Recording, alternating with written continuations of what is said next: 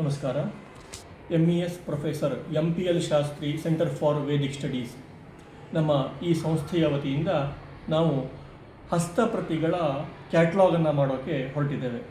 ಇದರ ಸಂಯೋಜಕನಾಗಿ ನಾನು doctor Vinayak Bhat, deputy director, MES professor MPL Shastri centre for Vedic studies. ಈ ಒಂದು ಕಾರ್ಯಕ್ರಮಕ್ಕೆ ನಾವು ವಿಷಯ ತಜ್ಞರಾಗಿ ವಿದ್ವಾನ್ HK ಗಣಪತಿ ಇವರನ್ನು ಆಹ್ವಾನಿಸಿದ್ದೇವೆ. ಇವರು ಮೂಲತಃ ಸಾಗರ, ಶಿವಮೊಗ್ಗ ಜಿಲ್ಲೆ ಸಾಗರ ಸಮೀಪದವರು. ಧಾರವಾಡದಲ್ಲಿ ಇವರು ಸಂಸ್ಕೃತ MA ಅಧ್ಯಯನವನ್ನು ಮಾಡಿದಂಥವರು. ಆನಂತರದಲ್ಲಿ ಬಹಳಷ್ಟು ವರ್ಷಗಳ ಕಾಲ ಉಪನ್ಯಾಸಕರಾಗಿ, ಶಿಕ್ಷಕರಾಗಿ ಸೇವೆಯನ್ನು ಸಲ್ಲಿಸಿದಂಥವರು. ಅದರ ಜೊತೆಗೆ ವಿಶೇಷವಾಗಿ ಇವರು ನ್ಯಾಷನಲ್ ಮಿಷನ್ ಫಾರ್ ಮ್ಯಾನುಸ್ಕ್ರಿಪ್ಟ್ಸ್ ಇಂತಹ ಒಂದು ರಾಷ್ಟ್ರೀಯ ಮಟ್ಟದ ಸಂಸ್ಥೆಯಲ್ಲಿ ಹಸ್ತಪ್ರತಿಗಳ ಸಂಗ್ರಹ ಹಾಗೆ ಅದರ ಸಂರಕ್ಷಣೆ ಮತ್ತು ಅದರ ಕ್ಯಾಟ್ಲಾಗ್ ಮಾಡುವಂತಹ ಕಾರ್ಯದಲ್ಲಿ ಬಹಳಷ್ಟು ಯೋಗದಾನವನ್ನು ಕೊಟ್ಟಿದ್ದಾರೆ. ನಮಗೆ ಇಂತಹ ಒಂದು ಕ್ಯಾಟ್ಲಾಗ್ ಮಾಡುವಂತಹ ಕೆಲಸಕ್ಕೆ ಹಲವು ರೀತಿಯ ಪರಿಣಿತಿ ಇರುವಂತಹ ತಜ್ಞರ ಅಪೇಕ್ಷೆ ಇದೆ.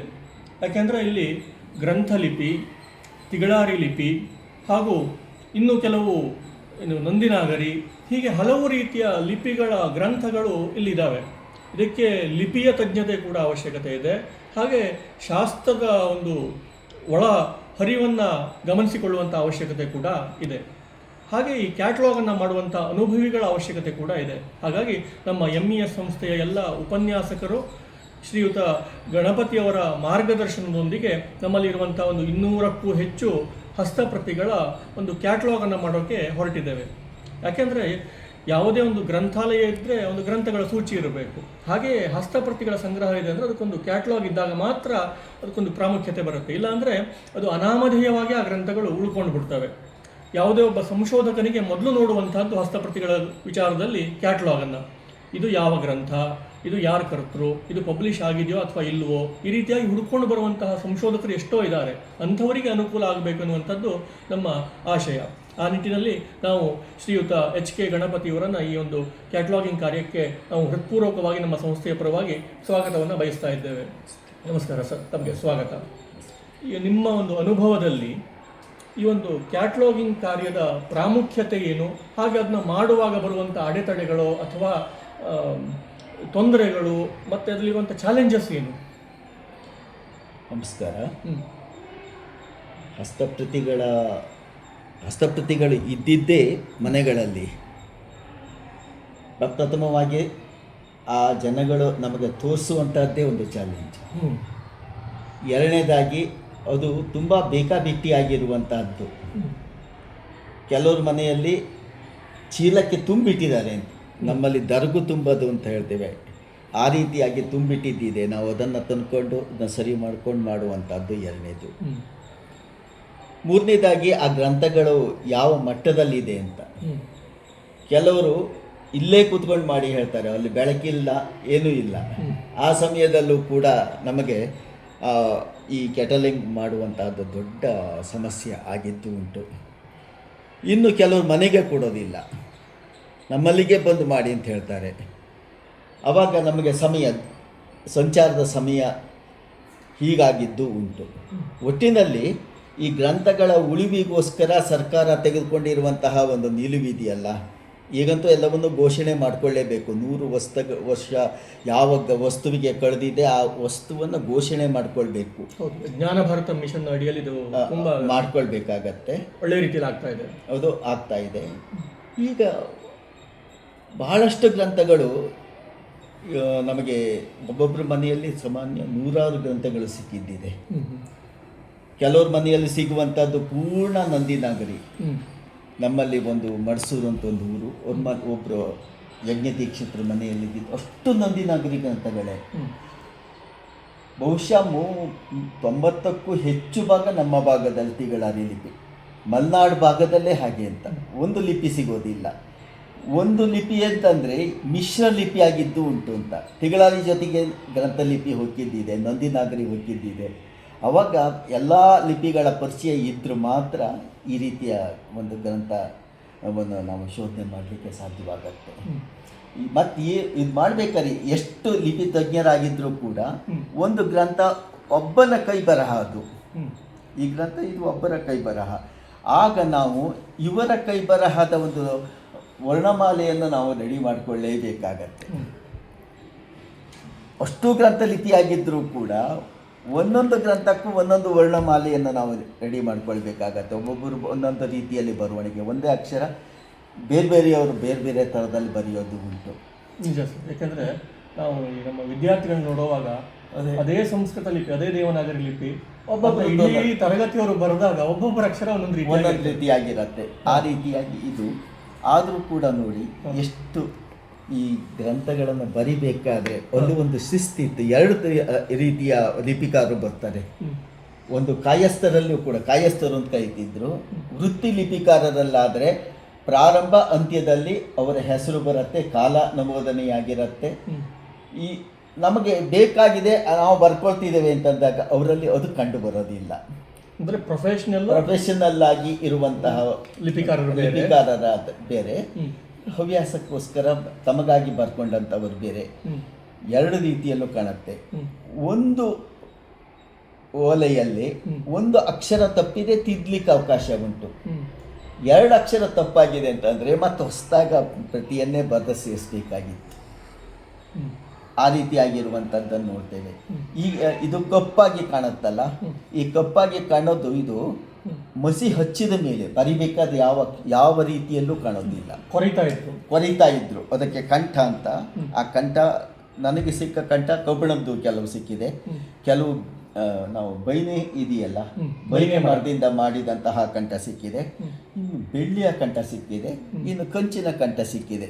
ಏನಾಗತ್ತೆ, ಕೆಲವು ಗ್ರಂಥಗಳು ಹೊರಗಡೆ ಬರಲಿಕ್ಕೆ ಅದು ಒಂದು ಸಾಧ್ಯವಾಗತ್ತೆ ಅಂತ. 1000 ಕೃತಿಗಳಲ್ಲಿ ಸಿಕ್ಕಿದ್ರೂ ಕೂಡ ಪುನರಾವರ್ತನೆಯಾಗಿರತ್ತೆ. ಅದರಲ್ಲಿ ಇಂತಹ ಒಂದೊಂದು ಅಪರೂಪದ ಕೃತಿಗಳು ಸಿಕ್ಕಿದ್ರೂ ಕೂಡ ಬಹಳ ಒಂದು ವಿಶೇಷ ಅಂತ ನಾನು ಭಾವಿಸ್ತೇನೆ. ಇಂಥದ್ದು ಕೆಲವು ಕೊಂಕಣಾಭ್ಯುದಯಂ ಹೇಳುವಂಥ ಒಂದು ಗ್ರಂಥವನ್ನು ಎಡಿಟ್ ಮಾಡಿದೆ. ಇಡೀ ಕೊಂಕಣಾಭ್ಯುದಯಂ 4 ಏನೋ ಇದೆಯಂತೆ, ನನಗೆ ಸಿಕ್ಕಿದ್ದು ಒಂದು. ಅದರ ಕ್ಯಾಟ್ಲಾಗನ್ನು ಮಾಡುವಾಗ ಈ ಡಿಸ್ಕ್ರಿಪ್ಟಿವ್ ಕ್ಯಾಟ್ಲಾಗು ಮತ್ತು ಏನು ಪ್ಯಾರಾ ರೂಪದಲ್ಲಿರುವಂಥದ್ದು, ಆ ರೀತಿಯಾದಂಥ 2 ಕ್ಯಾಟ್ಲಾಗನ್ನು ನಾವು ಗಮನಿಸ್ತೇವೆ. ಒಂದು ಕಾಲಮ್ ರೂಪದಲ್ಲಿರುವಂಥದ್ದು, ಇನ್ನೊಂದು ಒಂದೊಂದು ಗ್ರಂಥದ ಬಗ್ಗೆ ಒಂದೊಂದು ಪ್ಯಾರಾಗ್ರಾಫ್ ಇರುವಂಥದ್ದು. ಆ ರೀತಿ 2 ಕ್ಯಾಟ್ಲಾಗನ್ನು ಬೇರೆ ಬೇರೆ ಸಂಸ್ಥೆಯವರು ಮಾಡಿದ್ದಾರೆ. ಈಗ ಮ್ಯಾನುಸ್ಕ್ರಿಪ್ಟ್ ಮಿಷನ್ ಅವ್ರದ್ದು ಪ್ರತಿ ಒಂದು ಇದೊಂದು ಗ್ರಂಥ ಅಂತ ಹೇಳ್ಕೊಂಡು ಇದು ಒಂದು ಗ್ರಂಥ ಅಲ್ಲ, ಇದರ ಒಂದು 10 ಗ್ರಂಥಗಳು ಇರಬಹುದು ಒಂದೇ ಸೆಟ್ನಲ್ಲಿ. ಅದನ್ನು ಪ್ರತ್ಯೇಕವಾಗಿ ನಾವು ಮಾಡಿಕೊಡ್ಬೇಕಾಗತ್ತೆ. ಅದಕ್ಕೊಂದೊಂದು ಫಾರಮ್ ಇರುತ್ತೆ. ಆ ಫಾರಮನ್ನು ನಾವು ಪ್ರತ್ಯೇಕವಾಗಿ ತುಂಬಬೇಕಾಗತ್ತೆ. ಹೀಗೆ ನಾವು ಮಾಡಿ ಸಾಮಾನ್ಯವಾಗಿ ಒಂದು ಈ ಕಾಲಮ್ನ ರೂಪದಲ್ಲಿ ಇರುವಂಥ ಕ್ಯಾಟ್ಲಾಗ್ ಅಂದರೆ ಅಲ್ಲಿ ಯಾವುದೆಲ್ಲ ಅಂಶಗಳನ್ನ ಹಾಕ್ತೇವೆ, ಗ್ರಂಥ, ಲಿಪಿ, ಈ ರೀತಿಯಾಗಿ. ಹೌದು, ಅಂದರೆ ಬರುತ್ತೆ. ಯಾವ ಸಂಸ್ಥೆಯಲ್ಲಿ ಇರುವಂತಹ ಕೃತಿ ಫಸ್ಟು, ಇದು ನಿಮ್ಮ ಸಂಸ್ಥೆ ಆಯಿತು, ಇದು ಯಾವ ಗ್ರಂಥ, ಎರಡನೇದು ಲಿಪಿ ಯಾವುದು, ಪೂರ್ಣವಾಗಿದೆಯೋ ಅಪೂರ್ಣವಾಗಿದೆಯೋ, ತೃಟಿತವಾಗಿದೆಯೋ, ಈ ರೀತಿ ತೃಟಿತವಾಗಿದೆಯೋ, ಮತ್ತು ಯಾವ ಕಾಲದಲ್ಲಿ ರಚನೆಯಾಗಿದ್ದು, ಲಿಪಿಕಾರರು ಯಾರು, ಮೂಲಕರ್ತೃಗಳು ಯಾರು, ಮತ್ತು ಇದು ಯಾವ ಇದಕ್ಕೆ ಶಾಸ್ತ್ರಕ್ಕೆ ಸಂಬಂಧಪಟ್ಟಿರುವಂತಹ ವಿಚಾರ, ಇಷ್ಟು ಅಂಶಗಳನ್ನು ಹಾಕಬೇಕಾಗತ್ತೆ. ಇದು ಹೆಚ್ಚು ಕಡಿಮೆ ಎಲ್ಲವೂ ಕೂಡ ಒಲೆಗರಿ ಆಗಿದ್ದರಿಂದ ಒಲೆಗರಿಗಳೇ ಬರ್ತದೆ. ಒಲೆಗರಿ ಅಲ್ಲದೆ ಇನ್ನು ಚರ್ಮದ್ದು ಸಿಗಬಹುದು, ನಮ್ಮ ಭಾಗದಲ್ಲ, ಬೇರೆ ಬೇರೆ ಭಾಗದಲ್ಲಿ ಇನ್ನು ಭೂರ್ಜ ಪತ್ರದಲ್ಲಿ ಸಿಗಬಹುದು, ಸಿಕ್ಕತ್ತೆ. ನಮ್ಮ ಹತ್ರ ಕೆಲವು ಭೂರ್ಜ ಪತ್ರದಲ್ಲಿ ಬರೆದಿದ್ದು ಅದು ಕೊರೆಯಕ್ಕೆ ಬರೋದಿಲ್ಲ, ಈ ಕಪ್ಪು ಮಸಿಯಲ್ಲಿ ಬರೆಯಕ್ಕೆ ಬರುವಂಥದ್ದನ್ನು ಅದು ಸಿಗತ್ತೆ. ಇನ್ನು ಈ ಮರದ ತೊಗಟೆ, ಈಗ ನಂದಿ ಮರ ಇದೆಯಲ್ಲ, ನಂದಿ ಮರ ಮೇಲೆ ತೊಗಟೆ ಬಿಡುತ್ತೆ, ಅದರಲ್ಲಿ ಬರೆದಿದ್ದು ಉಂಟು, ತಾಮ್ರದಲ್ಲಿ ಬರೆದಿದ್ದು ಉಂಟು. ಶಾಸನ, ತಾಮ್ರ ಶಾಸನ, ಅದು ಗ್ರಂಥಗಳನ್ನು ಬರೆದಿರೋದಿಲ್ಲ, ಶಾಸನ ಪ್ರತಿಯಾಗಿರುತ್ತೆ ಅದು. ಇನ್ನು ಇದು ಬೊಂಬು, ಬಿದಿರಿನ ಇದು ಗಣ್ಣುಗಳಲ್ಲಿ ಬಿಡುತ್ತಲ್ಲ, ಅದರಲ್ಲಿ ಬರೆದಿದ್ದಾಗಿರ್ಬೋದು. ನಮ್ಮ ಭಾಗದಲ್ಲಿ ಸಿಗೋದಿಲ್ಲ. ನಮ್ಮ ಭಾಗದಲ್ಲಿ ಸಿಗುವಂಥದ್ದು ಇದು ಒಂದೇ ಒಲೆಗರಿಗಳು. ಒಂದು ಇದರಲ್ಲಿ 2 ರೀತಿಯ ಒಲೆಗರಿಗಳು ಬರ್ತವೆ, ತಾಳೆ, ಶ್ರೀತಾಳೆ. ಶ್ರೀತಾಳೆ ಉದ್ದ ಜಾಸ್ತಿ ಸಿಗುತ್ತೆ, ದಪ್ಪ ಜಾಸ್ತಿ, ಮತ್ತು ಈ ಅಗಲ ಜಾಸ್ತಿ ಬರುತ್ತೆ. ಶ್ರೀತಾಳೆ ಅದು ಪೆಡಸು. ಇದಾದರೆ ಹಿಂಗೆ ಮಡ್ಚಿದ ಏನಾಗೋದಿಲ್ಲ, ಅದನ್ನು ಹಿಂಗೆ ಮಾಡಿದ ತಕ್ಷಣ ಮುರಿಯುತ್ತೆ. ಇಷ್ಟೇ ಗ್ರಂಥ ಶ್ರೀತಾಳಿ ಆದರೆ ಇಷ್ಟು ದಪ್ಪ ಇರೋದ್ರಿಂದ. ಅದು ಕಡಿಮೆ, ಹ್ಮ್. ನಮಗೂ ಸಿಗುವಂಥದ್ದು ಕಡಿಮೆ, ಈ ತಾಳಿಗೆ ಜಾಸ್ತಿ. ಹ್ಮ್. ಇದು ಈ ತಾಳೆ ಮರದ ಆ ಮುಗುಡು ಒಡಿತದೆಯಲ್ಲ, ಆ ಸಂದರ್ಭದಲ್ಲಿ ಅದನ್ನು ಕೊಯ್ದು ಅದನ್ನು ಬೇಕಾದ ಆಕಾರಕ್ಕೆ ಕತ್ತರಿಸಿ, ಇದು ಒಂದು ಕಾಲದಲ್ಲಿ ದೊಡ್ಡ ಉದ್ಯಮೆ. ಹ್ಮ್. ಈ ಪೇಪರ್ ಉದ್ಯಮ ಇದ್ದ ಹಾಗೆ ಇದು ಒಂದು ಉದ್ಯಮೆ ಇತ್ತು. ಹ್ಮ್. ಅದನ್ನು ತಂದು ಅದನ್ನು ಒಣಗಿಸಿ ಅದನ್ನು ಶಾಖ ಬರ್ಸಿ ಅಂತ ಹಬೆಯಲ್ಲಿ ಬೇಯಿಸಿ ಅದನ್ನು ಮರದ ಕೊರಡಿನಿಂದ ಉಜ್ಜಿ ನುಣುಪುಗೊಳಿಸಿ ಅದನ್ನು ಸಿದ್ಧ ಮಾಡಿಡ್ತಿದ್ರು. ಬೇಕಾದ ಅಳತೆಗೆ ಅದನ್ನು ಕತ್ತರಿಸ್ಕೊಂಡು ಅದನ್ನು ಬರೆಯುವಂಥದ್ದು. ಹೆಚ್ಚು ಕಡಿಮೆ ಉದ್ದುದ್ದ ಇದೆ ಅಂತಂದರೆ ರಾಮಾಯಣ, ಮಹಾಭಾರತ, ಭಾಗವತ ಇಂತಹ ಪುರಾಣ ಗ್ರಂಥಗಳು. ಈ ಗಿಡ್ಡ ಇದೆ ಅಂತಂದಾಗ ಬೇರೆ ಬೇರೆ ಶಾಸ್ತ್ರ ಗ್ರಂಥಗಳು, ಮಂತ್ರಭಾಗಗಳೆಲ್ಲ ಸಿಗತ್ತೆ. ಇದೆಲ್ಲ ನಾವು ನೋಡ್ತೇವೆ. ಮತ್ತು ಇದಕ್ಕೆ ಈ ಸಂಸ್ಕರಣ ಈಗ ಬೇಕಂತ ಇದನ್ನು ತೊಳೆದು ನೋಡಿ, ತೊಳೆದಾಗ ನೊರೆ ಬರುತ್ತೆ. ಅಂದರೆ ನೀರು ಹಾಕ್ಬೋದು ಇದಕ್ಕೆ? ಅಷ್ಟು ನಾವು ಪ್ರತಿಯೊಂದನ್ನು ತೊಳೆದು ಒಣಗಿಸಿ ಮಾಡ್ತೇನೆ. ಇಲ್ಲ ಅಂತಂದರೆ ಗಲೀಜಾಗಿರುತ್ತೆ. ಇರುವಾಗೆಲ್ಲ ಗಂಧ ನೆತ್ತಿಬಿಟ್ಟಿರ್ತಾರೆ. ಪೂಜೆ, ಸರಸ್ವತಿ ಪೂಜೆ ಅಲ್ಲ, ಸರಸ್ವತಿ ಪೂಜೆ ಆ ರೀತಿ ಮಾಡಿದ್ದಿದೆ. ನಾನು ಇದನ್ನು ಪೂರ್ಣ ತೊಳೆದು ಒಣಗಿಸಿ ಸಣ್ಣ ಬೆಳಕಿನಲ್ಲಿ ಬಿಸಿಲಲ್ಲಿ ಒಣಗಿಸ್ಬಿಟ್ಟು, ಒಣಗಿಸಿದಾಗ ತುಂಬ ಸುರುಟುತ್ತೆ, ಆಮೇಲೆ ಹಪ್ಪಳದ ಹಾಗೆ ಇದು ನಾರ್ಮಲ್ ಸ್ಟೇಜಿಗೆ ಬರುತ್ತೆ. ಅದಕ್ಕೆ ಪ್ರತಿಯೊಂದಕ್ಕೂ ನಾನೇ ಇದಕ್ಕೆ ವಾರ್ನಿಷ್ ಹಚ್ಚಿದ್ದು ಭಾಳ ಚೆನ್ನಾಗಿ ಬಂದಿದೆ. ಆದರೆ ಒಣಗಿಸಿಡಬೇಕು, ಇಲ್ಲ ಅಂಟಿಕೊಂಡ್ಬಿಡುತ್ತೆ. ಇಲ್ಲ ಅಂತಂದರೆ ನೀಮಾಯಲ್ಲೂ ಮತ್ತು ಹೊಂಗೆ ಎಣ್ಣೆ ಹಚ್ಚಿದ್ದೇನೆ, ನಾನೇ ಕೆಲವು ಪ್ರಯೋಗ ಮಾಡಿದ್ದೇನೆ. ಅದಕ್ಕಿಂತ ಗೇರೆಣ್ಣೆ ಹಚ್ಚೋದು ಇದೆಯಲ್ಲ, ಅದು ಫುಲ್ಲು ಲ್ಯಾಮಿನೇಟ್ ಆಗಿಬಿಡುತ್ತೆ. ಗೇರೆಣ್ಣೆ ಅದನ್ನು ಭಾಳ ಚೆನ್ನಾಗಿ ಬರುತ್ತೆ. ಆದರೆ ಒಪ್ಪೋದಿಲ್ಲ, ಡಿಪಾರ್ಟ್ಮೆಂಟ್ ಅದನ್ನು ಒಪ್ಪೋದಿಲ್ಲ. ಅವ್ರು ಏನು ಸೆಟೋನಲ್ ಆಯಿಲ್, ಈ ಹುಲ್ಲೆಣ್ಣೆ ಏನಿದೆ ಅದು ಹುಲ್ಲೆಣ್ಣೆ ಇದಕ್ಕೆ ರಕ್ಷಣೆ ಕೊಡೋದಿಲ್ಲ. ಕೀಟ ಬರಲಿದ್ದಂಗೆ, ವೈಟ್ ಫಿಶ್ ಆಗಲಿದ್ದಂಗೆ ನೋಡ್ಕೊಳ್ಳುತ್ತೆ ಅಷ್ಟೇ. ಇದಕ್ಕೆ ಕೊಡೋದಿಲ್ಲ. ವರ್ಷಕ್ಕೊಮ್ಮೆ ಆದರೂ ಇದು ಹೊರಗೆ ತೆಗೆದು ಸ್ವಲ್ಪ. ಸಾಮಾನ್ಯವಾಗಿ ಇಲಾಖೆಗಳ ಒಂದು ಆದೇಶದ ಮೇರೆಗೆ ನಾವು ಸಿಟ್ರನಲ್ ಆಯಿಲ್ ಹಾಕೊಂಡು ನೋಡ್ಬೋದು ಅಷ್ಟೇ. ನಿಮ್ಮ ಅನುಭವದಲ್ಲಿ ಅಂದ್ರೆ ಈಗ ಇಲಾಖೆ ಹೊರತಾಗಿ ನಿಮ್ಮ ವೈಯಕ್ತಿಕ ಮ್ಯಾನುಫ್ಯಾಕ್ಚರಿಂಗ್ ಸಂಗ್ರಹದಲ್ಲಿ ನೀವು ಹೊಂಗೆ ಎಣ್ಣೆ, ಗೇರೆಣ್ಣೆ ಇತ್ಯಾದಿಗಳನ್ನ ಬಳಸಿಕೊಂಡು ಅದನ್ನ ಮಾಡಿದಿರಿ ಅಂತ ಹೇಳ್ತಾರಲ್ಲ, ಅದು ಎಷ್ಟರ ಮಟ್ಟಿಗೆ ರಕ್ಷಣೆ ಅಥವಾ ಒಂದು ಗಟ್ಟಿಯಾಗಿದೆ? ಈಗ ಸಾಮಾನ್ಯ ನಾನು ವಾರ್ನಿಷ್ ಹಚ್ಚಿದ್ದಿದೆಯಲ್ಲ, ವಾರ್ನಿಷ್ ಒಂದು 20-25 ವರ್ಷದ ಹಿಂದೆ ಹಚ್ಚಿದ್ದೇನೆ. ಈಗೇನೂ ಆಗಲಿಲ್ಲ, ಹಾಗೆ ಚೆನ್ನಾಗಿದೆ. ಆದ್ರೆ ಅದನ್ನ ಸರಿಯಾಗಿ ಒಣಗಿಸಬೇಕು ಅಂತ ನೀವು ಒಣಗಿಸ್ಬೇಕು, ಇಲ್ಲ ಅಂತಂದ್ರೆ ಅಂಟಿಕೊಂಡು ಬಿಡುತ್ತೆ. ಪ್ರತಿ ಪೇಜನ್ನು ಸಪರೇಟ್ ಆಗಿ ಒಣಗಿಸ್ಬೇಕಾಗತ್ತೆ. ಹೀಗೆ ದಾರ ಕಟ್ಟಿ ನೇತಾಕ್ಬಿಟ್ರೆ ಆಯಿತು, ಒಣಗುತ್ತೆ. ಅದಾದಮೇಲೆ ಇದು ಹಚ್ಚುತ್ತಾ ಇದ್ದಂತೆ ಇದ್ರಿಗೆ ಆಯಿಲ್ ಅಂಶ ಕಡಿಮೆ ಆಗಿರೋದ್ರಿಂದ ಹೀರ್ಕೊಂಡ್ಬಿಟ್ಟಿರುತ್ತೆ. ಹೊಂಗೆ ಎಣ್ಣೆ ಆಸಕ್ತಿ ಸಮಸ್ಯೆ ಆಗೋದಿಲ್ಲ. ಅದು ನಾವು ಒಂದು ದೇವಸ್ಥಾನ ಮಾಡಿದ್ವಿ, ಅದಕ್ಕೆ ಆ ಕೇರಳದವರು ಆ ಮರಕ್ಕೆ ಆ ಸಂಸ್ಕರಣೆ ಮಾಡಲಿಕ್ಕೆ ಹೊಂಗೆ ಮತ್ತು ನೀಮ್ ಆಯಿಲ್ ಅದನ್ನು ಬಳಸಿದ್ರಿಂದ ನೋಡಿ ನಾವು ಇದಕ್ಕೆ ಬಳಸ್ಬೋದು ಅಂತ ಪ್ರಯೋಗ ಮಾಡಿ. ನೀವೇ ಎಕ್ಸ್ಪೆರಿಮೆಂಟ್ ಮಾಡಿದ್ದು? ನಾನೇ ಮಾಡಿದ್ದು. ಇವಿಷ್ಟು ನಾನೇ ಮಾಡಿರುವಂತಹ ಪ್ರಯೋಗಗಳು. ಯಾಕೆ ಉಳಿಬೇಕು ಅಂತ, ಈ ಗ್ರಂಥಗಳೆಲ್ಲ ಉಳಿಬೇಕು. ಮತ್ತು ಕೆಲವು ಬಹಳಷ್ಟು ಅಪರೂಪದ ಗ್ರಂಥಗಳಿದೆ. ಬಹುಶಃ ನೀವು ಜ್ಯೋತಿಷ್ಯ ಓದಿದಂಥವರಿಗೆ ವಿಠ್ಠಲಾಚಾರ್ಯರ ಗ್ರಹ ಜ್ಯೋತಿಷ್ಯ ಅಂತ ಒಂದು ಗ್ರಂಥ, ಬಹುಶಃ ಅದು ಹೊರಗೆ ಬರಲೇ ಇಲ್ವೇನೋ ಅಂತ ನನಗೆ ಒಂದು ಪ್ರತಿ ಸಿಕ್ಕಿತ್ತು. ಈಗ ನನ್ನ ಸಂಗ್ರಹದಲ್ಲಿ ಕೆಲವು ಪೇಜಿಗಳು ಉಳ್ಕೊಂಡಿದೆ. ಆ ಒಂದು ಪ್ರತಿಯನ್ನು, ಪೂರ್ಣ ಪ್ರತಿಯನ್ನು ನಾವು ರಾಮಚಂದ್ರಾಪುರ ಮಠದ ವಿಷ್ಣುಗುಪ್ತ ವಿಶ್ವವಿದ್ಯಾಲಯದಲ್ಲಿ ಒಂದು ಭಾರತಿ ಪತ್ರಧಾಮ ಮಾಡಿದ್ವಿ, ಅದಕ್ಕೆ ಕೊಟ್ಟಿದ್ದೇನೆ. ಅಲ್ಲಿ ದೊಡ್ಡ ಸಂಗ್ರಹ ಇದೆ. ಅದಕ್ಕೆ ಬಹುಪಾಲು ಗ್ರಂಥ ಸಂಗ್ರಹಿಸಿಕೊಟ್ಟಿದ್ದು ನಾವೇ. ಈಗ ಎಷ್ಟೋ ಒಂದು ಸಂಸ್ಥೆಗಳಲ್ಲಿ ಮ್ಯಾನುಸ್ಕ್ರಿಪ್ಟ್ಗಳಿದ್ದಾವೆ, ಎಷ್ಟೋ ಒಂದು ಪಂಡಿತರ ಮನೆಯಲ್ಲಿ ಹಾಗೆ ಉಳ್ಕೊಂಡಿದೆ. ಇನ್ನು ಕೆಲವು ಕಡೆಗಳಲ್ಲಿ ಏನು ಅಂತ ಗೊತ್ತಿಲ್ಲದೇನೆ ಗಂಟು ಕಟ್ಟಿಟ್ಟಿದ್ದಾರೆ. ಇದರ ರಕ್ಷಣೆಗೆ ಮತ್ತು ಇದರ ಮುಂದಿನ ಜನಾಂಗಕ್ಕೆ ಇದರ ಒಂದು ಜ್ಞಾನವನ್ನು ದಾಟಿಸುವ ದೃಷ್ಟಿಯಿಂದ ಎಲ್ಲವನ್ನೂ ಕೂಡ ಎಲ್ಲರೂ ಎಡಿಟ್ ಮಾಡಲಿಕ್ಕೆ ಆಗೋದಿಲ್ಲ. ಹಾಗಾಗಿ ಅದನ್ನ ರಕ್ಷಣೆ ಆದರೂ ಕನಿಷ್ಠ ಪಕ್ಷ ಮಾಡಿಕೊಳ್ಳೋದ್ರ ಬಗ್ಗೆ ತಮ್ಮ ಒಂದು ಸಂದೇಶ ಏನು? ರಕ್ಷಣೆ ಮಾಡಬೇಕು ಮತ್ತು ಗ್ರಂಥ ಉಳಿಯುತ್ತೆ ಅಂತ.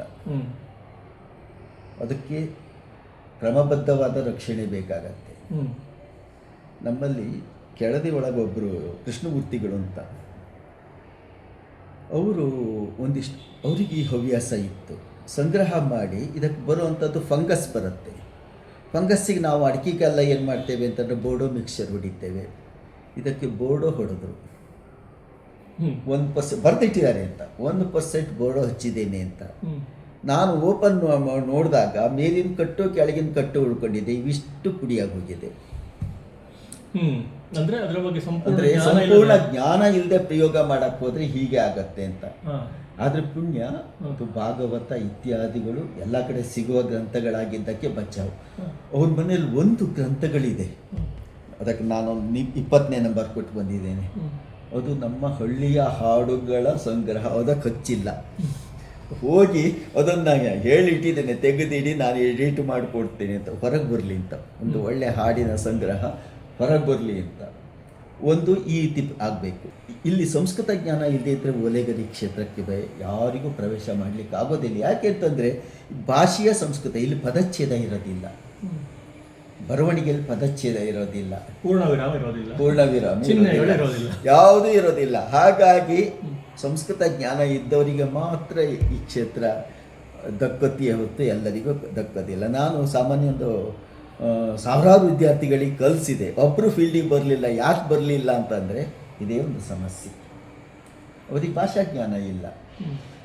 ಹಾಗಾಗಿ ಸಂಸ್ಕೃತಜ್ಞರು ಹೆಚ್ಚಿನ ಲಿಪಿಗಳನ್ನು ಕಲಿತು ಈ ರೀತಿ ಕ್ಷೇತ್ರದಲ್ಲಿ ಒಂದು ಗ್ರಂಥ ಎಡಿಟ್ ಮಾಡಿದ್ರು ಸಾಕು ಅಲ್ವಾ. ಒಬ್ಬ ವಿದ್ವಾಂಸ ತನ್ನ ಜೀವನದಲ್ಲಿ ಒಂದಾದ್ರೂ ಗ್ರಂಥ ಗ್ರಂಥ ಒಂದು ಎಡಿಟ್ ಮಾಡಿ ಇಟ್ಟರೆ, ಪರಿಷ್ಕರಣೆ ಮಾಡಿಟ್ರೆ ಅದನ್ನು ಲಿಪ್ಯಂತರ ಮಾಡಬೇಕಾಗತ್ತೆ. ಇದು ಲಿಪ್ಯಂತರ ಮಾಡೋದೇ ದೊಡ್ಡ ಕೆಲಸ ಅಲ್ವಾ. ಲಿಪ್ಯಂತರನಾದರೂ ಮಾಡಿಟ್ರೆ ದೊಡ್ಡ ಕೊಡುಗೆ ಈ ತಾಳೆಗರಿ ಕ್ಷೇತ್ರಕ್ಕೆ ಒಂದು ದೊಡ್ಡ ಕೊಡುಗೆ ಕೊಟ್ಟಂಗೆ ಆಗತ್ತೆ ಅಂತ ಹೇಳುವಂಥದ್ದು ನನ್ನ ಭಾವನೆ. ಮತ್ತು ಇಲ್ಲಿ ನಮ್ಮ ಭಾಗದಲ್ಲಿ, ಒಟ್ಟು ನಮ್ಮ ದಕ್ಷಿಣದಲ್ಲಿ, ನಮ್ಮ ಮಲೆನಾಡು ಭಾಗದಲ್ಲಾದರೆ ತಿಗಳಾರಿ, ನಂದಿನಾಗರಿ ಗ್ರಂಥ ಇದು ತಮಿಳು ಗ್ರಂಥ ಲಿಪಿ. ಇದು ನಾನು ನೋಡಿದ್ದು ಇದರೊಳಗೆ ಹುಂಚದವ ಜೈನ ಮಠದಲ್ಲಿ ಇದ್ದಿದ್ದಷ್ಟು ಇದೇ ಲಿಪಿಯಲ್ಲಿರುವಂತಹ ಗ್ರಂಥಗಳು.